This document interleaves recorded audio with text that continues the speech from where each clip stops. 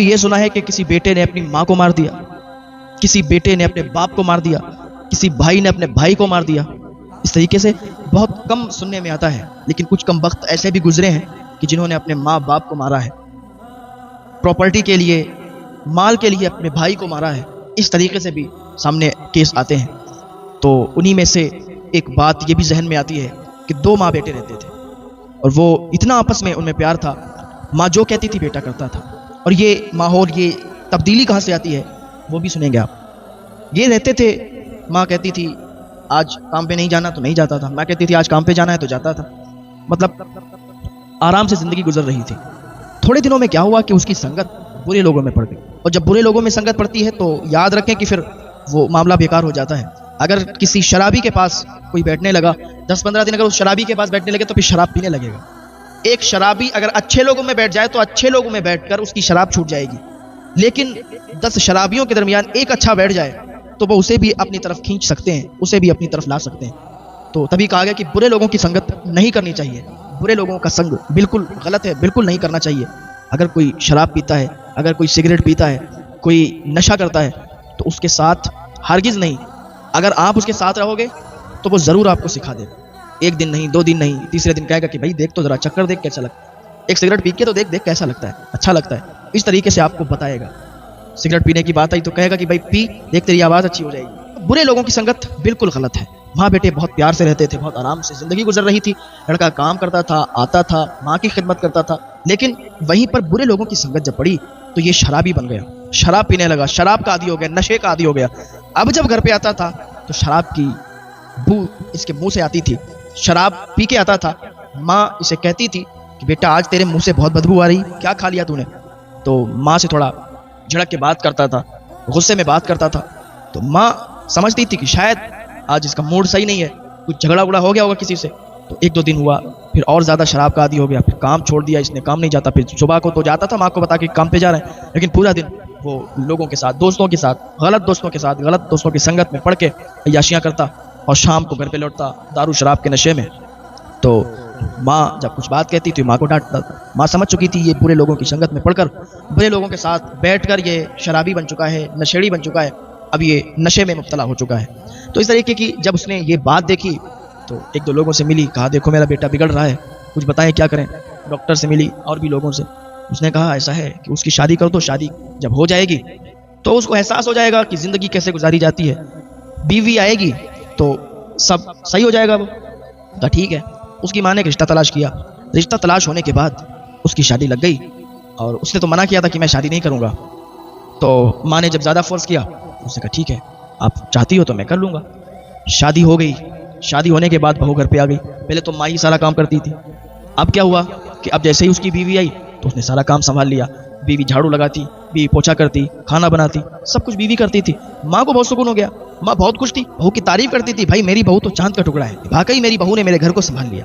اور ادھر یہ اس کا بیٹا جو تھا یہ بھی دارو شراب کے نشے سے بالکل ہٹ چکا تھا، دارو شراب کا نشہ بالکل ختم کر چکا تھا، برے لوگوں کی سنگت سے دور ہو چکا تھا۔ اب بیوی آئی تو یہ کام دھندا اس نے چھوڑ رکھا تھا، تو بیوی نے اسے ایک دن کہا کہ تم کام کرنے کیوں نہیں جاتے، کام کرنے جاؤ تاکہ کچھ پیسے آئیں تو اپنا گھر صحیح سے چلے۔ بیوی کی بات مان لی، کام پر نکل گیا، روز آتا جاتا کام کرتا۔ بیوی جیسا کہتی ویسا ماننے لگا، بیوی جو کہتی وہ کرنے لگا۔ اب کچھ ہی دنوں میں بیوی کے بھی رویے بدل گئے۔ بیوی کا رویہ ایسا بدلا کہ ماں کو اس نے کھانا دینے سے بھی انکار کر دیا، بولا میں نہیں دوں گی، تمہیں اگر اچھا لگتا ہے تو تم اپنی ماں کو کھانا دو۔ تھوڑے دن تو بہت زیادہ، جب شادی ہوئی نئے تھے تو بہت زیادہ ماں کی خدمت کی۔ اب جب شوہر کو اپنے بش میں اس نے کر لیا، اور ہر بات جب شوہر ماننے لگا اس کی، اب ماں کی ایک بات بھی نہیں مانتا تھا، بیوی کی ہر بات مانتا تھا۔ بیوی نے ماں کو کھانا دینا چھوڑ دیا، اور چھوٹی چھوٹی باتوں پر شوہر سے شکایت کرنے لگی کہ دیکھو تمہاری ماں نے آج مجھے ایسا کیا، تمہاری ماں نے ایسا کہا، تمہاری ماں نہیں چاہتی کہ میں اس گھر میں رہوں، تمہاری ماں نہیں چاہتی کہ ہم دونوں کی بنے، ہم دونوں ایک ساتھ میں رہیں، یہاں رہیں، ماں تمہاری تانے مارتی ہے، تمہاری ماں ایسے کرتی ہے ویسا کرتی ہے، جھوٹ شکایتیں لگانا شروع۔ جھوٹ شکایتیں، جب شوہر کام کر کے آتا تھا اور وہ جب جھوٹ شکایتیں سنتا تھا تو اسے بھی غصہ آتا تھا، اور ماں سے جا کے جھڑک کے بولتا تھا ماں تم میری زندگی میں مت پڑو، ماں تم میری زندگی کو برباد کر کے رکھ دو گی، میری بیوی مجھے چھوڑ کر چلی جائے گی، اور میں اپنی بیوی سے بہت پیار کرتا ہوں، میری بیوی اگر چلی گئی تو اچھا نہیں ہوگا، ماں تم میری بیوی کے کام میں دخل مت دیا کرو، میری بیوی جیسا کرتی ہے اسے کرنے دو، بیوی اور میرے بیچ میں مت آؤ۔ ماں ایک کونے میں بیٹھ کر اور یہ سب سوچا کرتی تھی کہ کیسے میں نے اپنے اس بچے کو پالا تھا، کیسے میں نے اس کو بڑا کیا تھا، جب یہ چھوٹا تھا میں نے کس طریقے سے ڈاکٹر کے پاس دوا لا کے، جب یہ ڈاکٹر نے جواب دیا تھا کہ یہ مر جائے گا، تو میں نے کس طریقے سے اس کی سیوا کی تھی. اور میں لگی رہی اور میں نے ڈاکٹر کے پاس لے جا کے اور کہا تھا کہ میرے بچے کو بچا لو، چاہے تو میرے خون کا قطرہ نکال لو، چاہے تو میری جان چلی جائے، لیکن میرا بچہ بچنا چاہیے، میرا بچہ یہ نہیں مرنا چاہیے، میرے بچے کی جان نہ جائے، میری جان چلی جائے لیکن میرے بچے کی زندگی بچ جائے. سوچا کرتی تھی جب یہ پیشاب کر دیا کرتا تھا تو میں گیلے میں سوتی تھی اور اسے سوکھے میں سلاتی تھی. آج یہ کہ میرا وہی بیٹا ہے کہ جس کے لیے میں نے اتنا کیا. میں نے سوچا تھا کہ میرا بڑھاپا چین سے کٹ جائے گا، میرا بیٹا فرما بردار ہے، میرا بیٹا مجھے زندگی کی ساری خوشیاں دے گا. میں نے سوچا تھا کہ میرا بیٹا مجھے بڑھاپے پر چلنا سکھائے گا، میرا ہاتھ پکڑ کر چلائے گا مجھے، جیسے میں نے چھوٹے پر اس کا ہاتھ پکڑ کر اسے چلایا. میرا بیٹا میری تکلیفوں کو سمجھے گا. میرا بیٹا تو ایسا نکل گیا. اب وہ سوچ سوچ کر رویا کرتی تھی، اپنے من ہی من میں اپنے آنسوؤں سے باتیں کیا کرتی تھی. اس کے آنسو نکلتے تھے، پوچھتی تھی اور باتیں کرتی تھی. میرا بیٹا ایسا نکل گیا.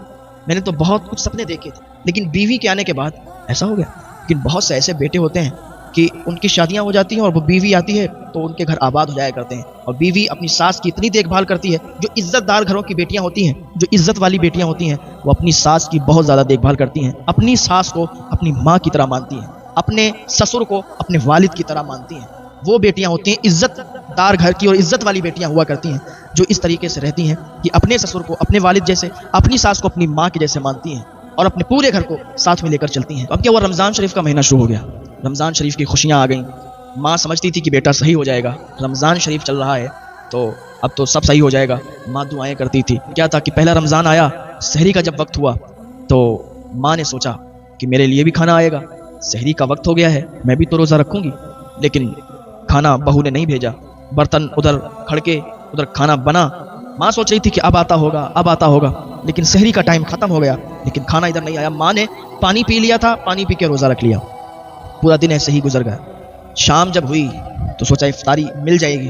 جب افطاری نہیں ملی تو ماں اٹھی اور دسترخوان جہاں پر بچھا تھا، جہاں پر یہ خوب ہنسی مذاق کر رہے تھے، دسترخوان پر بیٹھے تھے، ہنسی مذاق کر رہے تھے اور افطاری کا سامان لگا ہوا تھا، تو ماں نے ایک کھجور اٹھا لی اور پانی لے لیا. تو بیوی نے کہا کہ ایسا ہے، اپنے آپ خود لایا کرو، خود کھایا کرو اور میرے دسترخوان سے، میری افطاری سے کچھ مت لیا کرو. ماں کا کلیجہ ہل گیا، اس کا چہرہ اتر گیا. ماں نے کھجور وہیں رکھ دی، پانی لیا، پانی سے روزہ افطار کر لیا. بھوک تو بہت شدت کے ساتھ لگی تھی. ادھر مغرب کی نماز ہوئی، اس کے بعد یہ لوگ اپنے کھانے میں بزی ہو گئے. بڑھیا انہوں نے کھانا کھایا، ہوٹل سے کھانا منگایا تھا. کھانا کھانے کے بعد اور یہ اپنے اپنے کام سے ادھر ادھر چلے گئے. ماں نے آسرا دیکھا لیکن کوئی کھانا لے کے نہیں آیا. ماں سمجھ چکی تھی کہ انہوں نے اپنی زندگی سے ہمیں بالکل نکال دیا ہے، یہ اپنی زندگی میں دھن انہوں نے لگا لی ہے اور اپنی دھن میں ہے، ان کی طرف سے مجھے کوئی امید نہیں ہے. ماں اٹھی، کچن میں گئی، دیکھا تو کھانا ختم تھا. ایک روٹی پڑی تھی جو کہ صبح سحری کی بچی ہوئی تھی. اسی روٹی کو ماں نے نمک کے ساتھ لگا کے کھایا. ماں بزرگ تھی، بوڑھی ہو چکی تھی، لیکن کمزوری کی حالت میں اور زیادہ بوڑھی ہو گئی. ماں نے وہ روٹی کھائی اور اللہ کا شکر ادا کیا اور نماز پڑھنے کے لیے بیٹھ گئی. پھر اللہ کی بارگاہ میں ہاتھ اٹھائے، اے پروردگار مجھے اور زیادہ صبر عطا فرما دے، مجھے اور زیادہ صبر عطا فرما دے. اس نے صبر کی دعا کی. دوسرا دن ہوا، دوسری سحری آئی تو ادھر کھانا تیار ہوا. سوچا کہ ماں کو مل جائے گا، دے گا کہ بیٹا ہے میرا، لیکن اس دن بھی کوئی کھانا نہیں آیا. ماں کچن میں گئی اور جب دیکھا تو کھانا موجود نہیں تھا.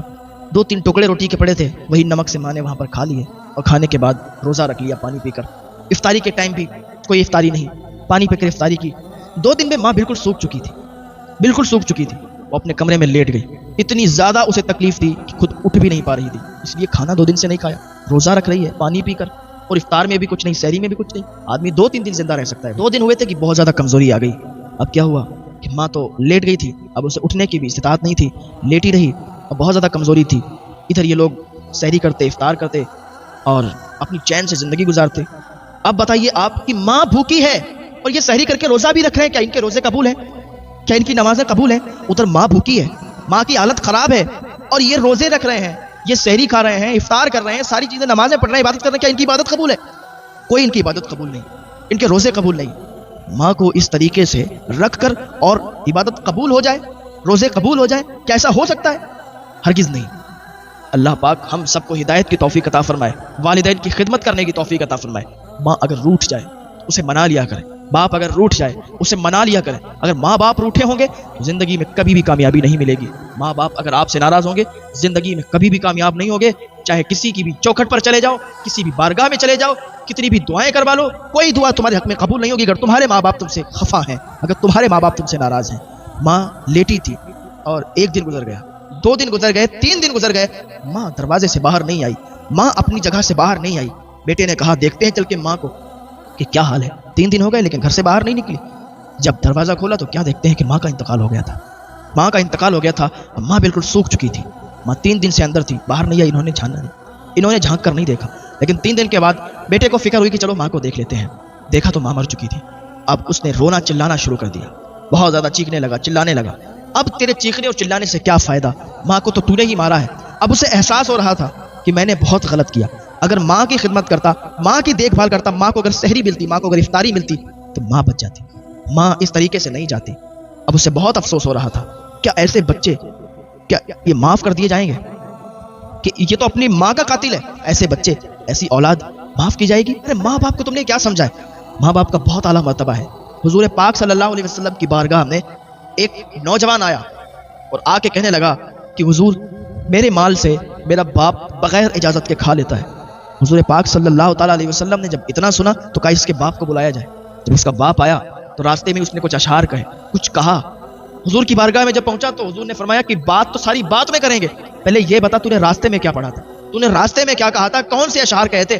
تو کہتا یا رسول اللہ صلی اللہ علیہ وسلم آپ تو دلوں کے حال کو بھی جانتے ہیں، یا رسول اللہ میں یہ کہہ رہا تھا کہ جب میرا بیٹا چھوٹا تھا اپنے بیٹے کی خوشی کے لیے کچھ بھی کرنے کو تیار تھا، جب میرا بیٹا چھوٹا تھا میں اس کی انگلی پکڑ کر اسے چلنا سکھاتا تھا، میں اس سے امید یہ رکھتا تھا کہ جب میں بوڑھا ہو جاؤں گا یہ جوان ہوگا تو مجھے میرا ہاتھ پکڑ کر یہ مجھے چلائے گا، میں اس کو اپنے کندھے پر بٹھالتا تھا، امید یہ رکھتا تھا میں بوڑھا ہو جاؤں گا یہ میرا سہارا بنے گا، میں اس کا ساتھ دیتا تھا، میں اپنے دانتوں سے چبا چبا کر اسے کھانا کھلاتا تھا، اس لیے کہ جب میں بوڑھا ہو جاؤں گا میرے دانت کمزور ہو جائیں گے، میرا بیٹا اپنے منہ سے چبا چبا کر مجھے کھانا کھلائے گا۔ لیکن مجھے یہ امید نہیں تھی یا رسول اللہ صلی اللہ علیہ وسلم، مجھے یہ امید نہیں تھی کہ میرا بیٹا آپ کی بارگاہ میں آ کے شکایت کرے گا کہ میرا باپ میرے مال سے بغیر اجازت کھا لیتا ہے۔ جب حضور پاک صلی اللہ تعالیٰ علیہ وسلم نے یہ سنا تو اتنا روئے کہ آنسوؤں سے ساری داڑھی تر ہو گئی، اتنا روئے آپ کہ آنسو نیچے ٹپکنے لگے اور داڑھی بھیگ چکی تھی، اور پھر فرمایا آپ نے کیا تجھے پتا ہے یہ جتنا بھی تیرے پاس ہے یہ تیرا کچھ بھی نہیں ہے، یہ سب تیرے باپ کا ہے، اگر تیرے باپ نہ ہوتے، تیرے والد نہ ہوتے تو تو بھی آج نہیں ہوتا، تو کیا ہے، یہ سارا کچھ، یہ مال، یہ دولت، یہ سب تیرے باپ کا ہے، اور تیرا باپ جو چاہے کر سکتا ہے، جب چاہے جتنا لے سکتا ہے۔ وہ حضور کے قدموں میں گر گیا، حضور معاف فرمائے میں نادان تھا، حضور معاف فرمائے مجھ میں عقل نہیں ہے، میں نے آپ سے شکایت کر دی، میں توبہ کرتا ہوں۔ اور اس نے اپنے باپ کو گلے سے لگایا، باپ نے بیٹے کو گلے سے لگایا، کہا بیٹا تیری اتنی چھوٹی سوچ تھی، کہا بابا مجھے معاف کر دو، اس سے غلطی ہو گئی، تو ہمارے پاس ہمارا کچھ بھی نہیں ہے، جو کچھ بھی ہے سب والدین کا ہے، ہمیں چاہیے کہ ہم والدین کی خدمت کریں، ان کی سیوا کریں، کبھی ان سے اف تک بھی نہ کہیں۔ ماں باپ کی دعاؤں میں بہت اثر ہوتا ہے، اگر ماں باپ دعا کر دیں تو بچہ کامیاب ہو جاتا ہے، کامیابیوں کی وہ منزل پر پہنچتا ہے کہ جہاں کسی کی دعائیں کام نہیں آتی ہیں وہاں ماں باپ کی دعائیں کام آتی ہیں۔